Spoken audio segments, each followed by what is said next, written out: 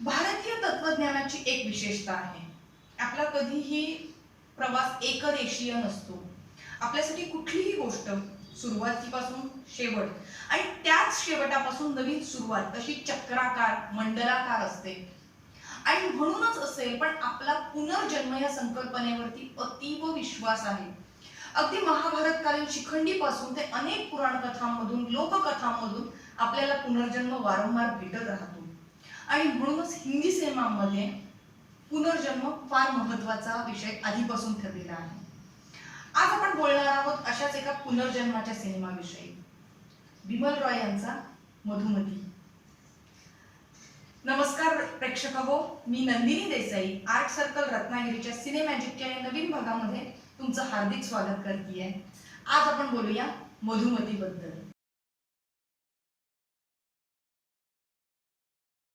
बिमल रॉय हे नाव फक्त भारतीयच नव्हे तर जागतिक स्तरावरच्या सिनेमासाठी अत्यंत महत्वाचं आहे.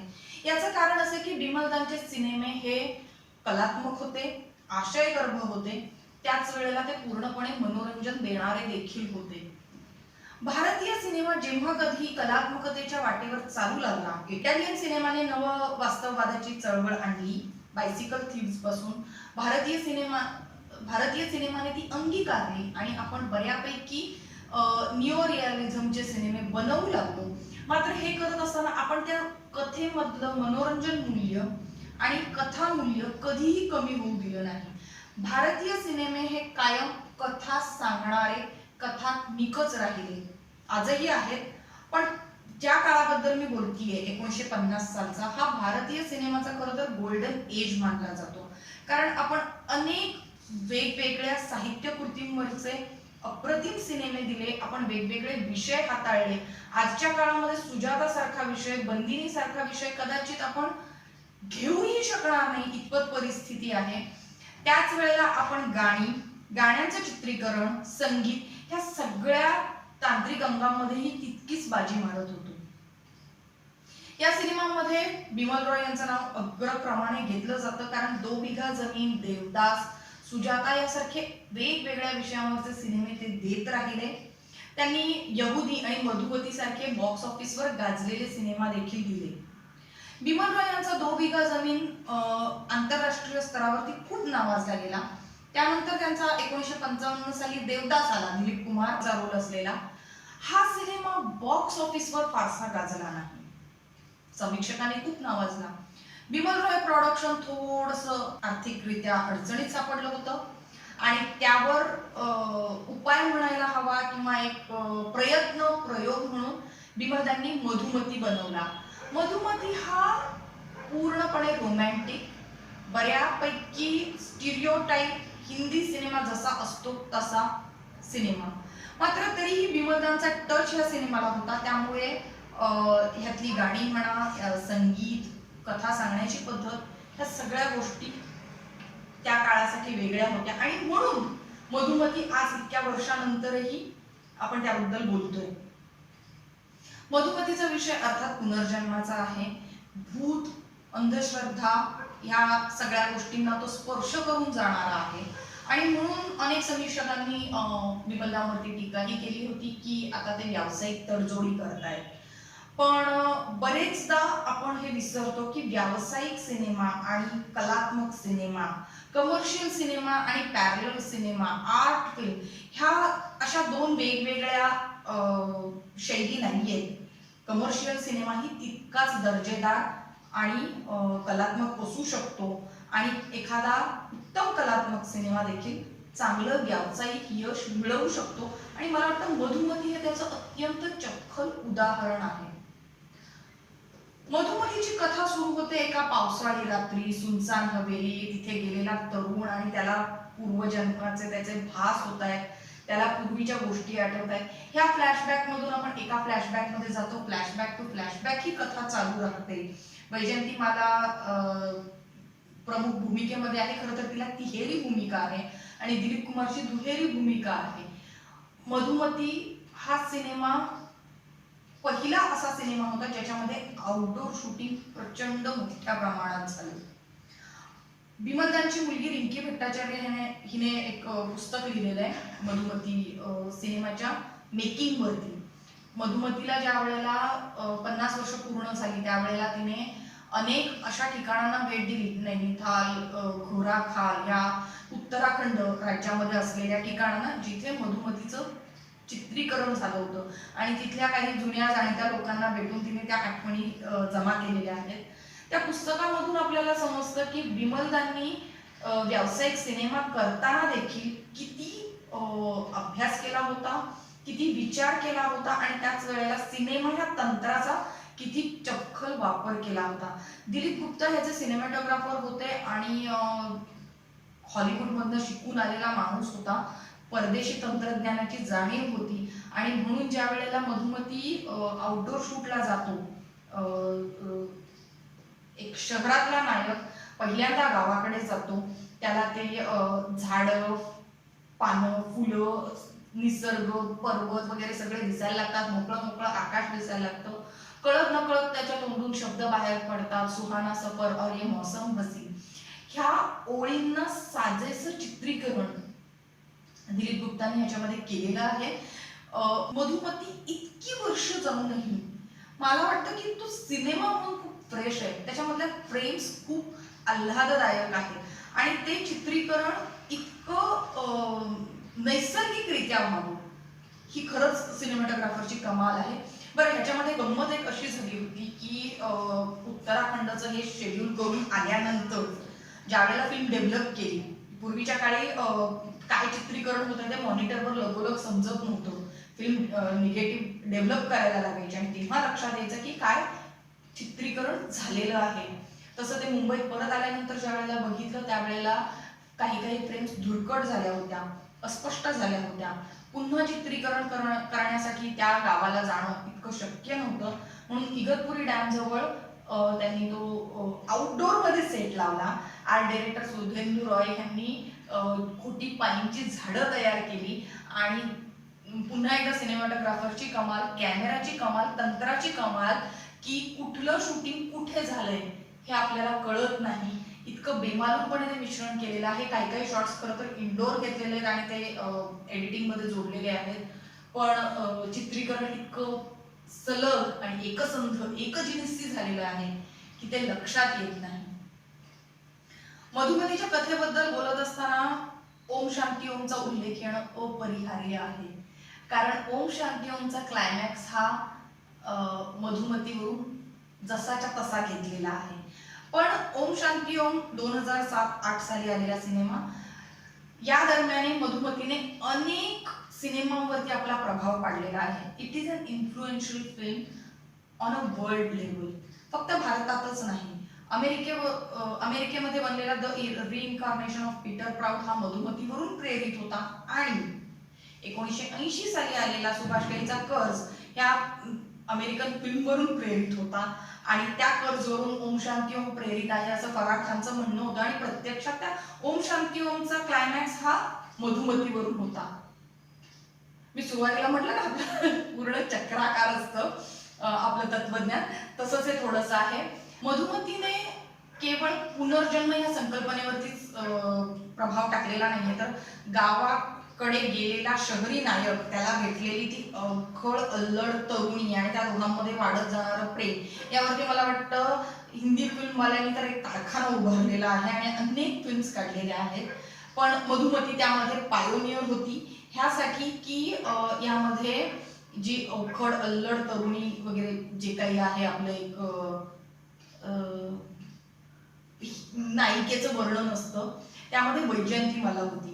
वैजयंतीमाला स्वतः भरतनाट्यम डान्सर, त्यामुळे तिचा पडद्यावरचा वावर खूप ग्रेसफुल, डोळ्यांचा खूप चांगला वापर तिला जमत होता. आणि समोर अर्थात दिलीप कुमारला ना लोकांनी विनाकारण ट्रॅजेडी किंगचा असा एक बहुमान दिलेला आहे. प्रत्यक्षामध्ये त्याचे रोमॅन्टिक हलके फुलके रोल्स हे तितकेच सुंदर आहेत आणि दिलीप कुमारला कॉमेडी करताना बघणं हा खरोखर एक सुखद अनुभव आहे. अप्रतिम कॉमिक टायमिंग आहे त्याचं, अभिनयाबद्दल प्रश्नच नाही. दिलीप कुमार आणि वैजयंतीमालाची जोडी अनेक सिनेमांमधून आलेली आहे, पण मधुमतीमध्ये मात्र ते खूप रोमॅन्टिक वाटतात. कदाचित त्यांच्या आजूबाजूचं ते पहाडी सौंदर्य असेल, गाणी असतील किंवा पुन्हा चित्रीकरण असेल, पण मधुमतीमधला रोमांस हा असा सावकाश पसरत जाणारा असा रोमांस आहे. तो एखाद्या फ्रेममध्ये आहे आणि दुसऱ्या फ्रेममध्ये भलतंच काहीतरी घडते असं होत नाही. संपूर्ण सिनेमाभर ती अशी रोमॅन्टिसिझमची एक आपण ज्याला म्हणतो सावली पसरलेली आहे. पूर्ण सिनेमा तर रोमॅन्टिक आहेच आहे, खास करून गाण्यामध्ये लता मंगेशकरच्या जुलमी संग आखलेली बिच्छुआ आणि आजारे परदेसी या गाण्यांचा उल्लेख व्हायला हवा. 11 गाणी होती. मला वाटतं सलील चौधरींचा one of the best album आहे हा, आणि गीतकार होते शैलेंद्र. सगळ्या गाण्यांबद्दल म्हणजे मला वाटतं प्रत्येक गाण्याबद्दल बोलण्यासारखं खूप आहे. जुलमी संग आखलेडी हे माझं वैयक्तिकरित्या खूप आवडतं गाणं. ह्या गाण्यामध्ये एका ह्याच्यामध्ये कार्यक्रमामध्ये मधुमती नाचती आहे आणि नायक तिला फक्त बघतो आहे आणि तिच्या चेहऱ्यावरचे एक्सप्रेशन्स आणि त्याच्या चेहऱ्यावरचा तो तिला पाहिल्याचा उत्फुल्ल आनंद, बास एवढंच आहे. पण दिलीप ह्या गाण्यामध्ये प्रचंड हँडसम दिसतो. त्याचा तो काळा टर्टलनेकचा शर्ट आणि वरचा कोट. मला वाटतं की आपण नायिकेच्या सौंदर्याची खूप सारी वर्णनं करत असतो, पण हिंदी सिनेमामध्ये जे नायक पडद्यावरती खूप देखणे दिसतात त्याच्यामध्ये दिलीप कुमार खूप टॉपला अर्थातच आहे.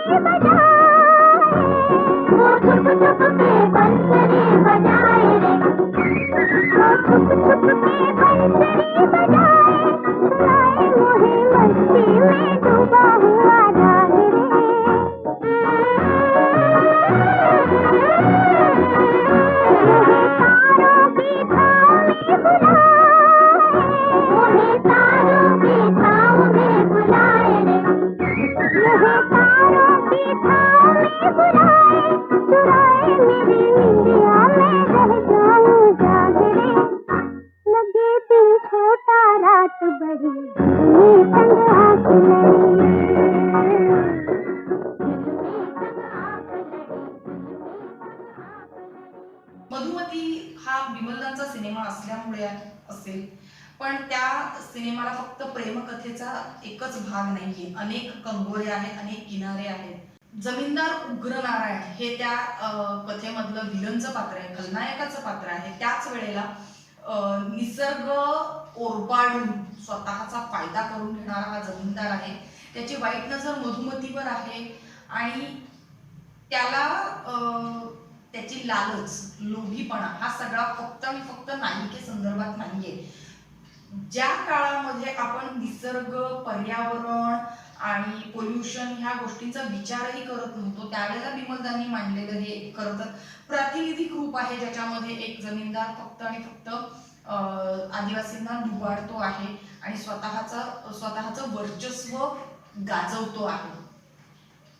भूमिका केली आहे प्राणहीन.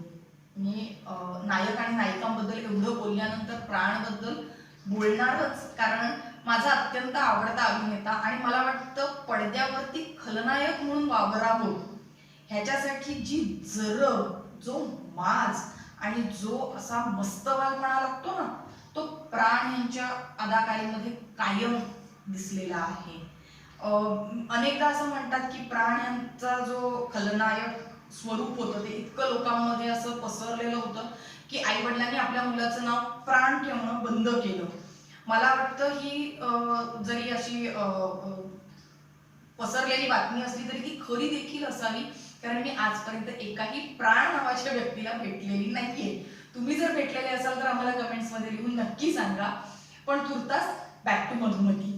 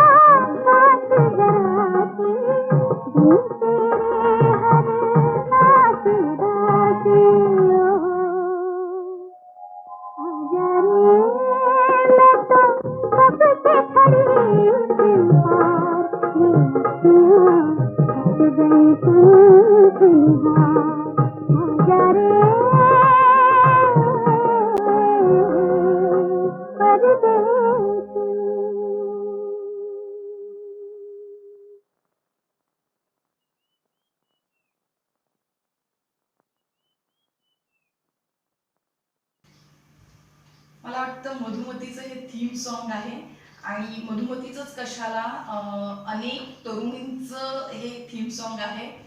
मैं नदिया फिर भी मैं प्यासी, भेद ये गहरा बात जरासी.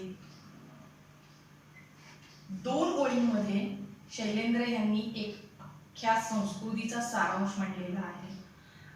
नायकालाही नायिका दिसतीये धबधब्याच्या बाजूला, तुषार उडतायत पाण्याचे, एक असं मिस्टी गूढ वातावरण आहे आणि ब्लॅक अँड व्हाईट असल्यामुळे छाया प्रकाशांचा खेळ चालू आहे आणि त्याच्यामध्ये नायकाला दूरवर अशी गातानाची ती नायिका दिसते. तो तिच्या त्या आवाजाकडे येत जातो आणि गाणं ऐकत राहतो. ही जी आपण इथे फ्रेम लावलेली आहे ती तुम्हाला दिसत असेल की ऊन आहे, सावली आहे, झाड आहे आणि नायिका आहे. पूर्ण निसर्गाशी एक प्रकारे तादात्म्य पावलेली ही निसर्ग कन्या. मधुमतीच्या अनेक गोष्टींबद्दल बोलत असताना आपण बहुतेकदा ह्या सिनेमामध्ये निसर्गाचा केलेला वापर आउटडोर शूट असल्यामुळे फार कमी वेळा बोललं जातं. आणि दुसरी महत्वाची गोष्ट म्हणजे लता मंगेशकरचा आवाज. लताच्या आवाजाला ना अशी एकाकीपणाची हॉन्टेड किनारे फार कमी संगीत दिग्दर्शकांना ती तिच्याकडून अशी काढून घेता आलेली आहे किंवा फार कमी गाण्यामध्ये ती जाणवते. लताचा आवाज रोमॅन्टिक आहे, दुःखी आहे, आनंदी आहे, चिडलेला आहे. संतापी कुठल्याही गाण्यात तो टाकला तरी तो तिचा आवाज परफेक्ट आहे. पाण्यासारखा आवाज आहे, म्हणाल तो रंग घेणारा आवाज. पण हा जो एकाकीपणा आणि हॉन्टेडनेस ज्याला म्हणतात ना आपण, ते तिच्या आवाजामधून आचार्य परदेसीमध्ये प्रचंड मोठ्या प्रमाणात जाणवतं. स्वतः लता म्हणते की हे तिच्या one of the best songs पैकी आहे करिअर मधल्या. आणि पुन्हा शब्द चांगले, संगीत चांगलं आणि तिचा आवाज चांगला.